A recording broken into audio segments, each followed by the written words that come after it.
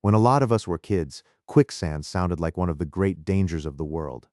A patch of ground looks normal, then suddenly it pulls you under. But in farm country, the more realistic version is not in a jungle. It is inside a grain bin. A grain bin is designed to hold thousands of bushels of corn, wheat, or soybeans until they can be sold or used. From the outside, it looks quiet. A round metal building, a ladder, a fan, maybe an auger. The danger is hidden because the grain looks solid. That quietness is part of the problem. Nothing about the outside tells you how fast the inside can change. Grain is strange because it can act like a pile of tiny solids and a slow liquid at the same time. Stand on still grain, and it may seem firm. Open a gate at the bottom, and the kernels start moving toward the outlet. That movement changes everything. When grain unloads from the bottom, it forms an invisible funnel. Kernels near the center move down first, then kernels above them slide inward. If a person is standing on that surface, their feet are not just sinking, they are riding a conveyor made of grain. This is where the numbers get sobering.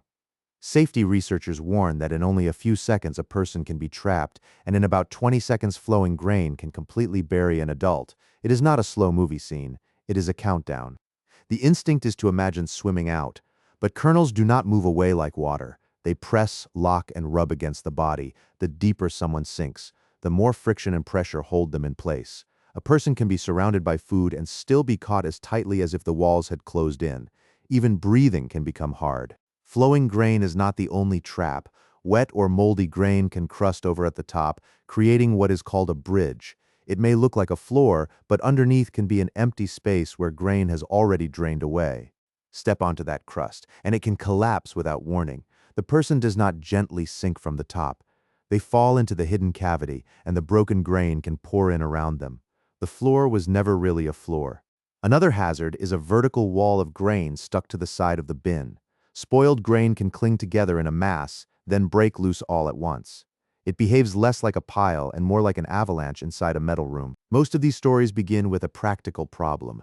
Grain has spoiled, clumped, stopped flowing, or blocked the equipment. Somebody is trying to fix it quickly because harvest is busy, weather is coming, and the job has to get done. That ordinary pressure is what makes the hazard so easy to underestimate. The safest rescue is the one that never has to happen. Keep grain in good condition, watch moisture, use aeration, keep kids and bystanders away. And if grain is moving, nobody should be on it, in it, or under it. If a bin truly must be entered, that is a formal safety job, not a quick chore. The equipment has to be shut down and locked out. A trained observer stays outside. Proper harnesses, lifelines, and entry procedures matter because the bin is a confined space. If someone is trapped, the first move is not heroics. Stop the grain flow if it can be done safely, call emergency services, and keep more people from entering the same hazard. A rushed rescuer can become the second victim. Grain entrapment keeps appearing in farm safety reports because the risk hides inside routine work. The same bin that fed a farm for years can turn dangerous when grain is out of condition. Equipment starts, or someone says, just this once. Farms run on confidence and experience, but this is one place where experience should make a person slower, not faster. So the real lesson is simple. Grain does not have to look dangerous to be dangerous. When it flows, it can behave like quicksand with machinery underneath it. Respect the bin, stop the flow, and never treat moving grain like solid ground.